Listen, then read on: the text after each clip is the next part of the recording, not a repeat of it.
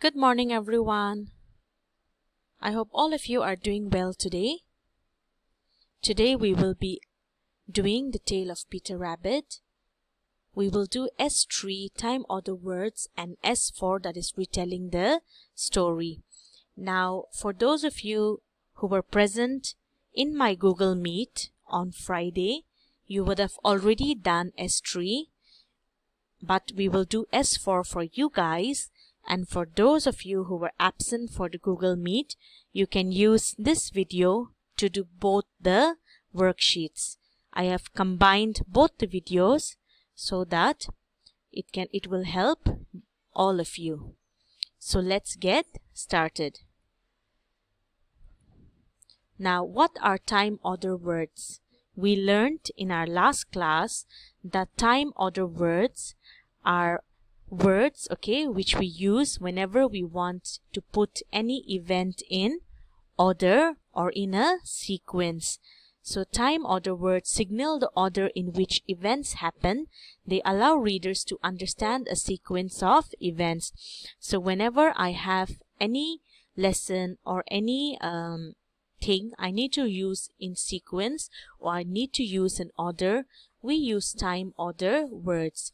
These are some examples of time order words: first, second, third, until, at last, before, after that, next, when, later, and finally. So you will find that these are some time order words which I have given you. Remember that time order words, we use them only when we want to put anything in order or when we want to write a sequence of events. So let's have a look at our next slide. Now this is from your content book, this passage. It is from page 6. It is the second paragraph, and if you have your content book with me, I want you to underline the words which are in red, the time order words. So your work today is to pick out the time order words from the paragraph given below. You will find this paragraph in page 6 of your English content book, and it is the second paragraph. So you can say that it tells us what Peter Rabbit did. So first, he ate some lettuce and some French beans. Then he ate some radish.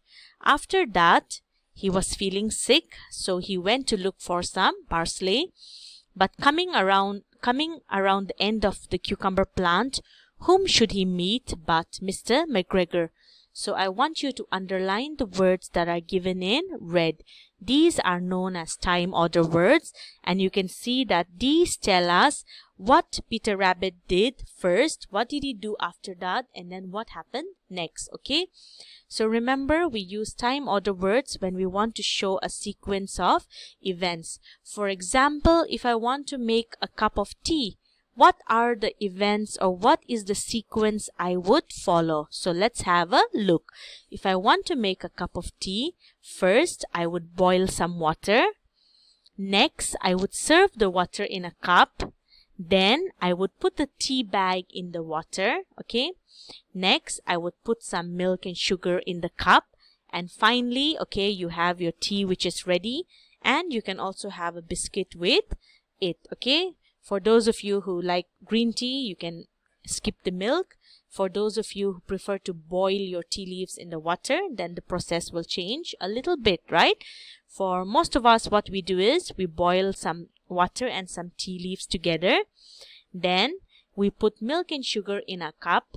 Once the milk and sugar is boiling, we add the tea water. Then we mix it and our cup of tea is ready, right? So you can see how we have used time order words over here. If I did not use these words, then to remember the sequence of events, to remember all these points will be difficult, right? So if we use time order words, it becomes more easy for us to remember what we are going to do next. Now, for those of you who were present for my Google class, you would have done this, but for those of you who were not present, we did S3 last Friday. In question number 1, we had to underline the order words in the paragraph. Okay, there is a paragraph. You need to just underline the time order words. In the second one, you had to fill in the blanks with order words, okay, the ones which I've already given. And in the third one, the question was, write a paragraph about what you did in school. Now, since we are not going to school and we are at home, you will cut in school and you will write at home, okay? You will not write about what you did in school because we are no longer going to school. So you can write what you did at home, and do not forget to use time order words. So example, you can say like, first, I woke up in the morning. Then I brushed my teeth. After that, I watched television or I did some housework. Okay. Then, so you have to continue like that. So you need to use time order words and you need to write a paragraph about what you did at home. Okay. Then we will continue to S4 since it's very, very related. Okay. So in S4, we will be retelling a story. Okay, you have already read the story of Peter Rabbit many times. So in S4, what we are going to do is we are going to retell the story of Peter Rabbit in a very short manner. We are just going to write one paragraph. We will also use time order words and details from our senses. So let's take a look of how we are going to go about this. So, retelling the story, okay, using details from our senses and time order words. So, you will see that in S4, you have been given a blank paper, okay, you have been given a blank piece of paper and you need to retell the whole story. Now, if I'm going to retell the whole story, your story is going to be very, very long.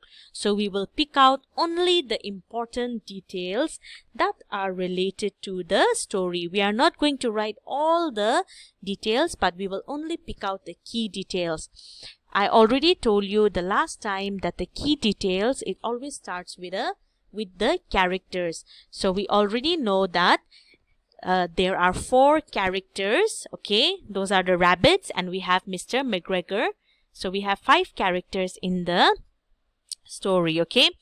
If you count their mother, you will also have 6 characters, okay? So you need to write like, once upon a time, okay? Begin your story with once upon a time, there lived 5 rabbits under a big tree.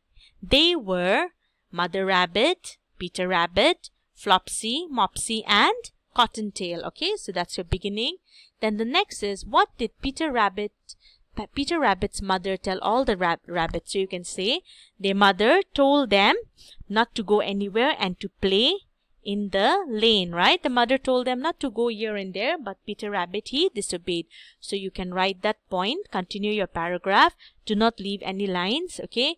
Then you need to write what happened in Mr. McGregor's garden. So you can say, Mr. McGregor, Peter disobeyed his mother and went into Mr. McGregor's garden.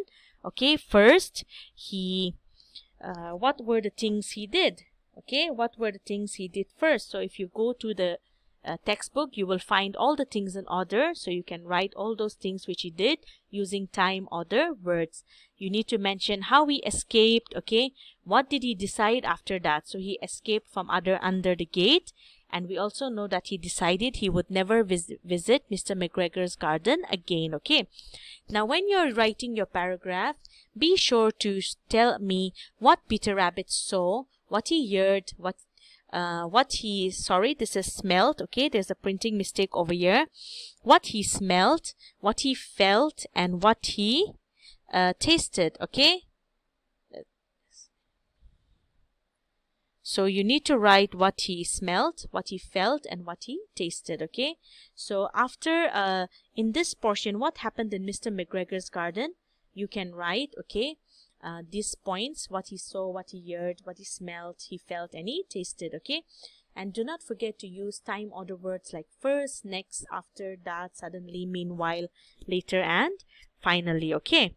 So this is how you're going to retell a story. Remember, it should not be very long, okay? It should just come in one paragraph.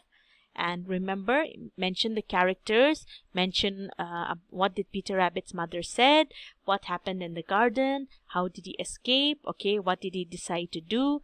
And while you're writing these 5 answers, you need to include our senses, okay, you need to include sense details, and you also need to include time order words, okay. So I think you will be able to do it. It's quite easy. In case you have any doubt, please feel free to give me a call or to message me, okay. So that's all for today. Stay safe, happy learning, and bye bye.